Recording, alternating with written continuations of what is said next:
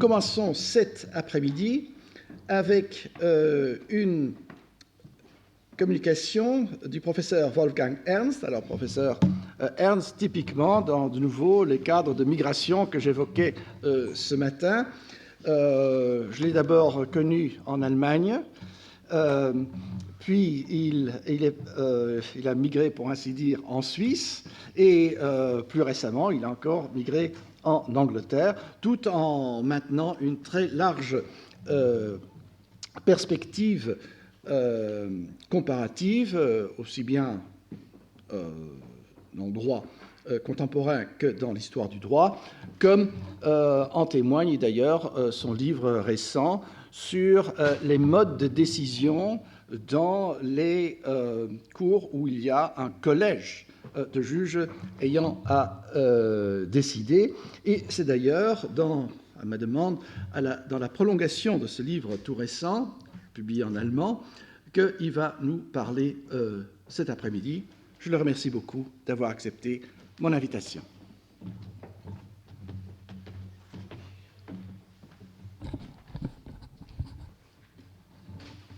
Ladies and gentlemen, in order to straight go in, would you please allow me to skip pleasantries as requested by protocol?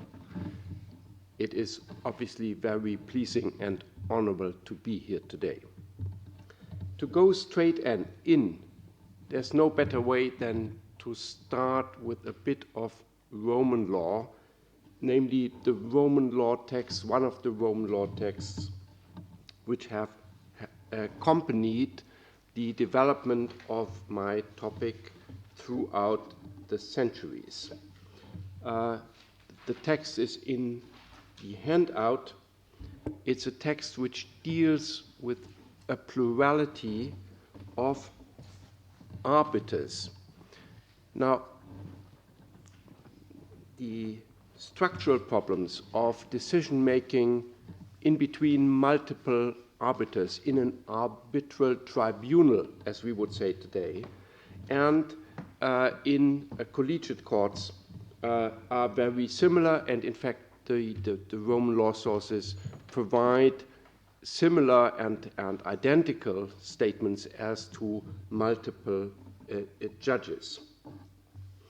Now, you have the text from the digest in the handout. It's an Alpian text, and it says that if the several arbiter deliver different awards, the parties don't have to abide with any of these awards. But if there is a majority ad idem, then it is decided in the way the majority held. This is the view. You have two positive awards, one negative. The positive awards are in the majority. This is absolutely not surprising. It's just an application of the majority principle to the situation. The text now turns to a more difficult case in saying that out of three arbiters give three awards over the sums of 5, 10, and 15 respectively. And the question is, what's the overall result? The parties to the arbitration agreement have to comply with. And the answer, which is taken from Julian, is 5. This is quite surprising. Intuitively, our approach today would probably not be to go for 5, but to go to a forced number, which we would take as, for example, the average or the median, which in this case would both be 10, because that seems to us to be the center of gravity of the three awards. And the decision which Alpian traces back to Julian, so we have, in a way, we have two of the very best names of the Roman lawyers, and we can't dismiss the finding as sort of superficially wrong or whatever. So there must be a good reason that Julian says this is 5, and he doesn't say it's 10. And the explanation, in my view, lies in a different concept of plurality of judges. The concept of multiple arbiters is basically a concept akin to having multiple consultations by medical doctors. You seek a second opinion and a third opinion, and you decide if these opinions are given independently. And you seek, you try to follow what is the overall result of these opinions. The modern concept of collegiate courts is that the judges or the arbiters of the arbitral tribunal, they cooperate and they bring in their opinions to generate a unitary judgment. The unitary judgment, by some process, results from the individual votes of the 3 judges or 3 arbiters. And the unitary judgment then could be 10 or could be established as a forced number. There's no unitary judgment resulting from the expert opinions, from the awards of the arbiters working on the same case in Roman law. And that makes it impossible to introduce a new average number into the process. There's no mechanism which would produce in real life this compromise number, the forced number. So in fact, the situation for the Roman lawyer is basically you have 3 judgments, no majority in between these judgments. And so actually the case is not decided at all. And the solution brought in by Julian is to avoid the case being not decided at all and saying, well, I see common ground, the lowest common denominator is 5, and so we take it that there's an overall award of 5. As a warm-up operation, this text, I think, should show us the following. The getting together of a plurality of judges does not follow one model. There are different models in play for cooperating, having judges cooperate or decide the same case. And we have the Roman system to the left, and on the right-hand side, we have the more modern concept of a collegiate court, continental style. Now, after this warm-up, I would like to start the story proper by going into the 18th century. And the 18th century, actually the early phase of the French Revolution, we're going into the Assemblée Nationale in 1790. And I would like to introduce to you a person and his idea. The person is Adrien Duport. Duport was, we would say today, a man of the establishment. He was a lawyer born in 1759. He was a member of the Parliament in Paris. His main concern was the modernization of the judiciary. And on 29th of March 1790, he spoke in the National Assembly on modernization of the judiciary. And he developed a slightly complicated hypothetical, which I'm going to introduce in a moment, to set out his ideas of how collegiate courts should proceed in adjudicating cases. This is the hypothetical as discussed by Dupont. It's about a claim which is pending before a 12 judges court.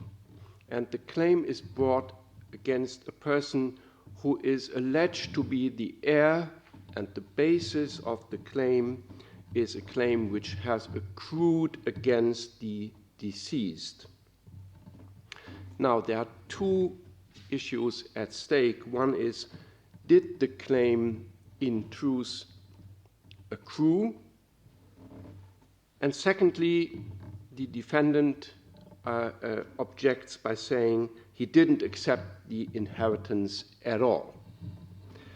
So the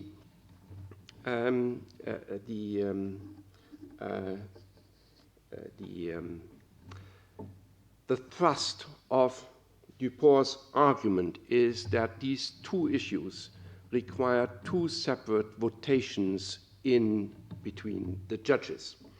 And he gives these numbers saying that the claim against the deceased is approved by a majority of 8-4.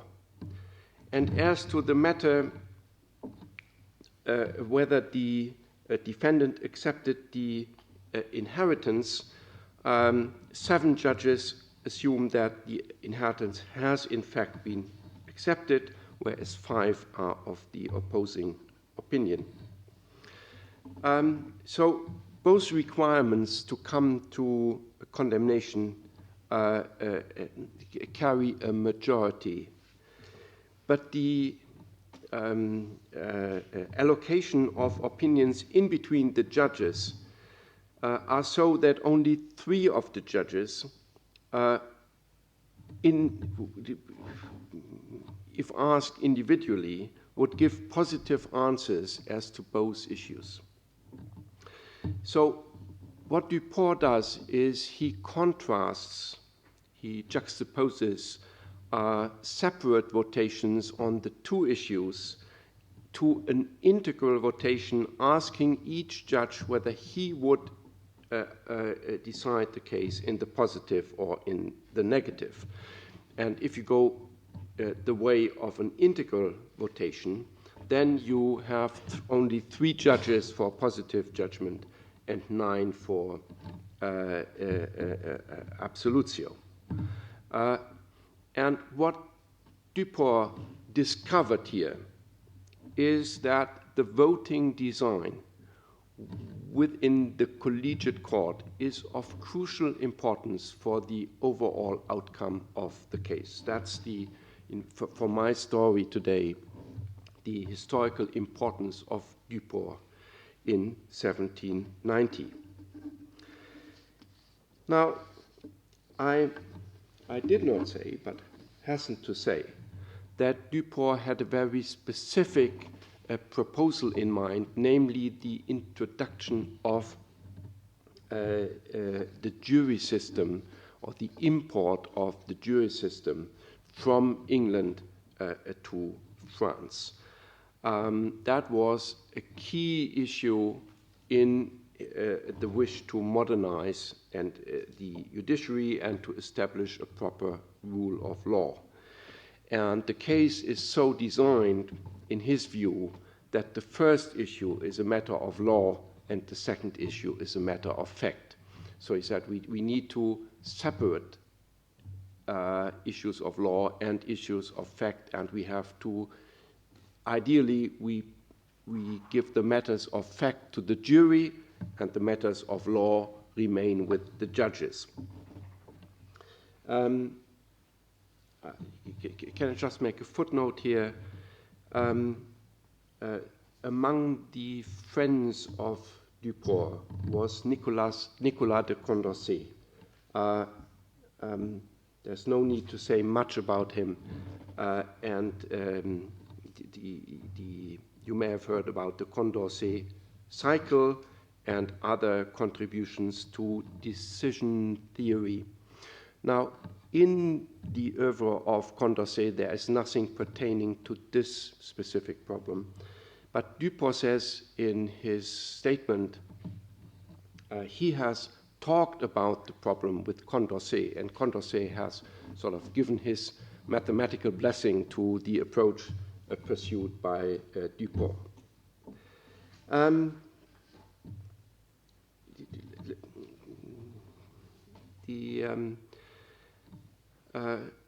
Duport was not very, he was not successful, or only partially successful, in that while the jury was in fact introduced for criminal proceedings, there was no civil jury introduced in France. This is a civil law case. His idea was to have civil and criminal juries as well. Duport, in the second revolutionary phase, had to go underground. He was arrested, fled to England, came back to Paris, emigrated to Switzerland, and that's where he died. The French Code de Procédure Civile did not take up the idea of prescribing the vote, the individual or separate vote, successive vote on different issues. It does have, however, some helpful provisions on how to handle discord among the judges, but I don't want to go into these provisions at the moment. The lasting effect that came from Duport was the discovery that depending on how you design the voting process in the court, you can end up in different proceedings. And the question was, is that which is the best way to proceed? And it was in a different, with a detour and a slight delay, that the problem was taken up again in Geneva. I need to talk a little bit about the requirement of having reasoned judgments. It's a common knowledge that the Enlightenment time required judgments to be accompanied by arguments. Now, that's not a totally accurate description of the historical process. Judgments have been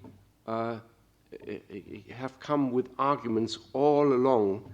It's just that the arguments which supported the judgment were not given to the parties or not publicized, or not always. So a typical outlook in pre-Enlightenment times would be that you get the order of the court, the tenor or the dispositive, without any reasoning. But the votes which had been circulating in between the judges would all carry arguments one way or another. And what does change, in fact, in the 18th century is that people become convinced that judgments, being exercise of state power, should come with supporting arguments.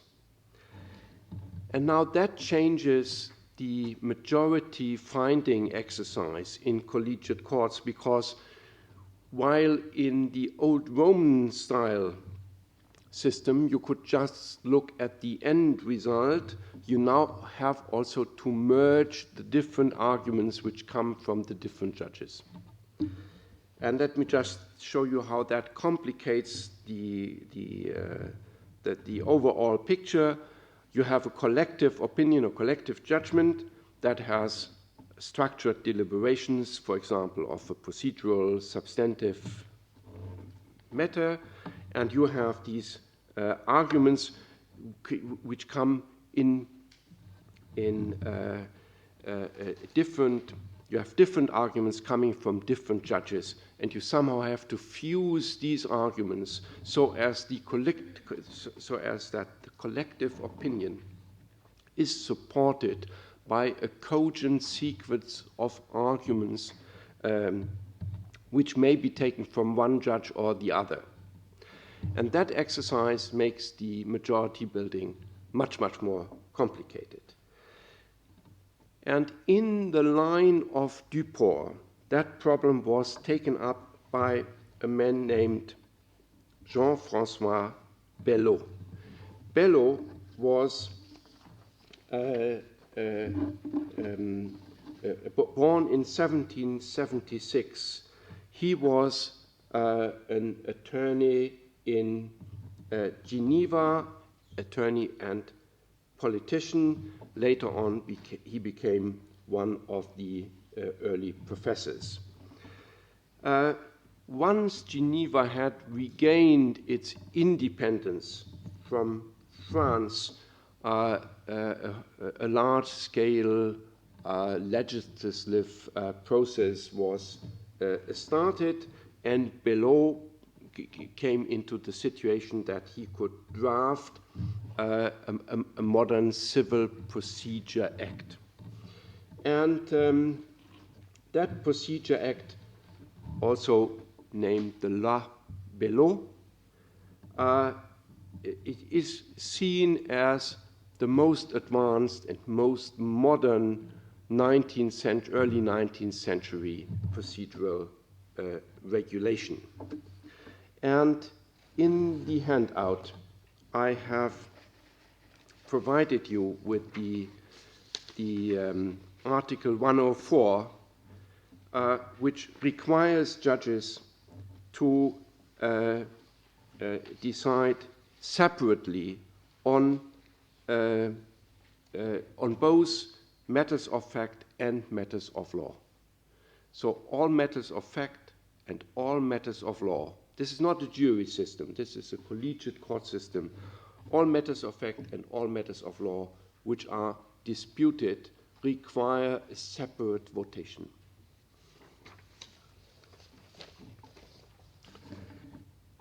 This is linked to Duport's approach, only that Duport had sort of an institutional delineation in mind between jury and judges, and Belot talks about the collegiate, the chamber of judges all together. Now, this discussion was taken up in Germany, and given the German tendency to be both very theoretical and cantankerous, there was a huge academic discussion in Germany about whether the Belot approach was the right one. I'm not going to set out how that discussion developed. I'm just looking at something which can be seen as the legislative hub for the discussion, sort of an end point in 1815. And that's the last person I would like to talk to you about. That is a man named Leonhard. Gerhard Adolf Leonhard, born in 1815. He was a career lawyer in the Kingdom of Hanover. And he drafted in 1850 for the Kingdom of Hanover a Civil Procedure Act, and that Civil Procedure Act is of a high importance for not only for the Kingdom of Hanover, but for the pursuant German developments. And why is that? 1865, the Kingdom of Hanover suffered a hostile takeover by Prussia. It was dissolved, became part of Prussia. Leonhard, at that time, was Minister of Justice in Hanover. He became an official in the Prussian civil service, and in due course he became Minister of Justice in Prussia. And when, after 1871, the process started to introduce an all-German Civil Procedure Act, he was the key person to bring this about. And that's how his ideas from 1850 developed for Hanover, easily made it into the German Civil Procedure Act. Now, Leonhard, he in his motivation for the draft act of 1850, he says, let me tell you where I get this from. I get this from Geneva. And in fact, he had studied in Geneva, probably with Belot. And he copied the Belot provisions for the Hanover Act. And that's where other German legislators then looked in the first place. So this is basically how the ideas which started in Paris, bore fruit in Geneva, were taken up by a German student who became Minister of Justice in Hanover and then in Berlin. That's what I mean by circulating ideas. Now, I would like to turn to the more technical aspect or micro level, asking how is this done, the voting on each issue.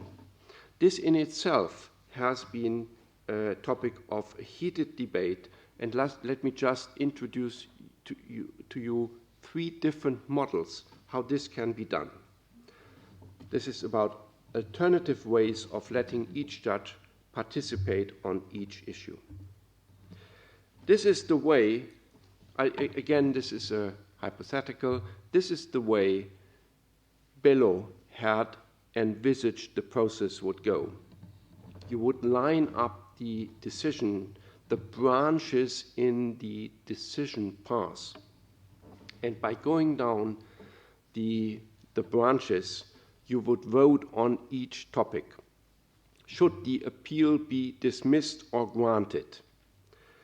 It's a contract case, so we decide, is the contract valid or invalid? Has the contract been broken? Has the contract been rescinded? These are issues which can be brought in a logical sequence, and you go with the full college of judges. You go from one voting point to another. There is one tricky element which has plagued the legislators, that you need to take the full chamber to the very last decision. That is, you have to take also the judges which have been outvoted on an early vote until the very end, because otherwise you lose the required number of judges for the full judgment. And there is a doctrine in the continental systems which is the duty to continue voting stante concluso. So you have to, as a judge, you are under duty to vote wherever you are in the decision path, even if you would say, I wouldn't be here in the first place, but I have been outvoted. You are under duty to continue voting. This is a typical signal that this is the voting procedure. Now, with some hesitation, I showed the second method, which I've been told is used in France, in the Cour de Cassation. And that is, you work out different pathways through the decision path. So, and you present the chamber with alternative pathways through the overall decision path. Path 1, path 2, or path 3. And the rapporteur would present complete judgments, consistent judgments, which are based on a specific path. And then the judges would sort of pick like a sort of prefabricated or combined menus, menu 1, menu 2, menu 3, whereas the idea by below is that every course is being picked successively anew. There's a third method, which is all these methods should result in the same outcome. You circulate a questionnaire. You identify the contentious issues, and you let each judge say how he would vote on that. That's basically the same process as this one, except that you collect votes for stages which in fact may not be reached in the process. And then you know where the majorities lie, and then you can sort of, from the result of the questionnaire, you work back to the decision path which is actually taken by the chamber. Now, I would like to use this communication to also look at the topic of dissenting votes. All over Europe, the judges, the permission for judges to supply dissenting votes is a highly contentiously discussed topic. And there is always, people are pointing to the United States, saying, or to England, saying, you can see these are systems which work perfectly with dissenting opinions, and why not have dissenting opinions in our collegiate court systems? I'm not going to make a plea one way or another. I would just like to show how different the concept of dissenting vote in the Anglo-Saxon judicial systems and in the continental system is. We go back basically to Alpian. The Anglo-Saxon system allows every judge to give an opinion, to give a judgment of his own. He is entitled to establish or to determine the facts as he sees them established and give judgment for that. So the dissenting opinion is just the opinion of that judge who, in doing that, remains in the minority position. Now you can fuse the majority judgments into one, you can call it the judgment of the court, but still at the basis are judgments which are given individually by all judges.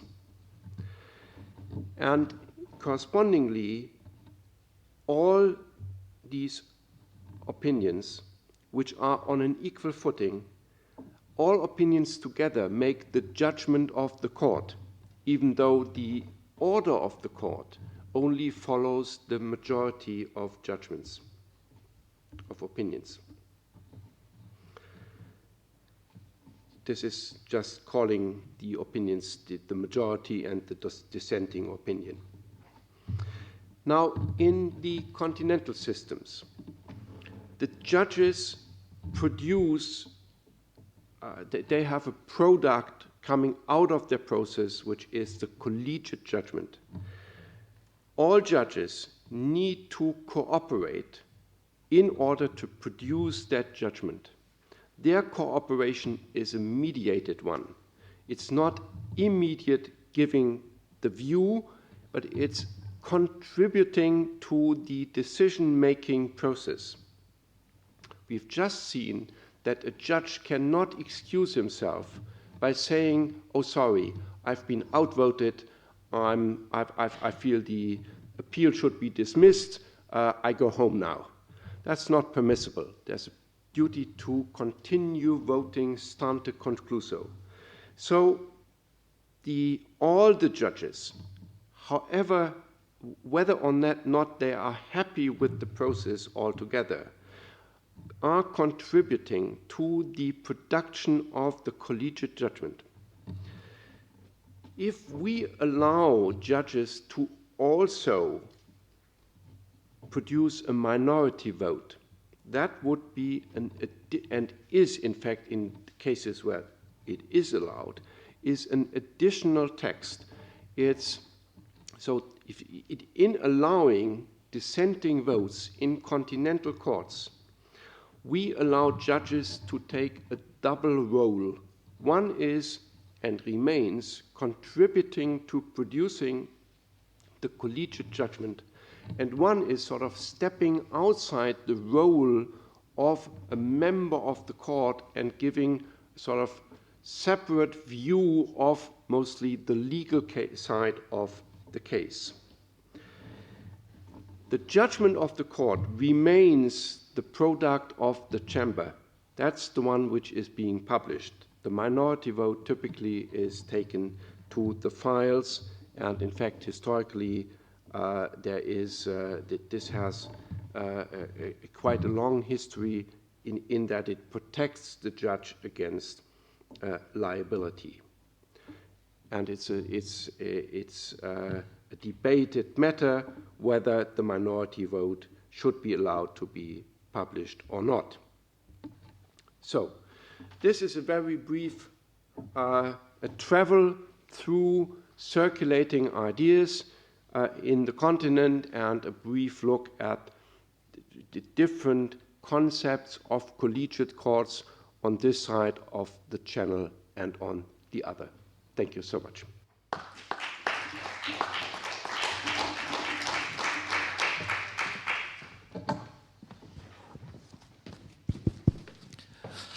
Thank you very much, Wolfgang. This may have seemed sometimes perhaps a somewhat technical way of thinking, but well worth doing. In fact, next week, when I'll be discussing a recent case of the, recent 21st century case, but of the House of Lords still, just before it became Supreme Court, where actually one of the arguments of one of the litigants was not just looking, they look in a particular case, and they don't just look at the final decision, but it was a matter of cost, and they say, actually, if we look at the first instance and the appeal, and then the next appeal, we see that a majority of judges were actually for our client, even though the client has lost. So you can even complicate further the reasoning. But of course, the real point of what you said was showing how a particular idea at the time of the French Revolution has been sort of making its way through Switzerland, through Below, who's had major influence in thinking about civil procedure in the early 19th century, and we had of that a very illuminating example in Hanover. Of course, beyond that, it is true that it remains a fundamental difference between our continental systems and the Anglo-American system, where we switch over to, where we see the switch sort of with dissenting opinions. Excusez-moi, je ne rendais pas compte que j'avais entre-temps, que j'étais passé à l'anglais. Il y a évidemment une culture juridique qui est à ce point-là assez différente. C'est le fait qu'on admet qu'il y ait toujours un débat qui se fait, même au niveau judiciaire. Donc on peut voir, en d'autres mots, pour un juriste continental, que la décision, la res judicata, n'est pas remise en cause par le système anglo-américain, mais qu'il reste cette question de voir le débat. Et justement, pour l'appréciation, c'est un aspect que vous n'avez pas cité, mais que dans la poursuite de ce que vous avez dit, que je me permets de citer, c'est qu'évidemment, dans le système anglo-américain, on tient beaucoup compte des dissenting opinions pour savoir si, par exemple, on a une décision de la Supreme Court qui est de 3 contre 5, on sait que, en dehors des questions politiques, etc., on sait que la question demeure controversée, que c'est une question qui fait toujours débat, et que donc on peut s'attendre à ce qu'à court ou à moyen terme, la même cause peut revenir de nouveau sur la Cour pour être revenue. Donc il y a une chose de parler en termes de res judicata dans l'affaire, ça n'est pas en cause en fonction de la majorité ou de l'unanimité, mais dans le système anglo-américain, la possibilité d'avoir des dissenting opinions qui sont exprimées dans le jugement permettent de poursuivre le débat aussi bien dans la doctrine que dans le monde judiciaire d'une manière qui est plus transparente, pour utiliser ce mot-là, que ce n'est dans le cas du continent.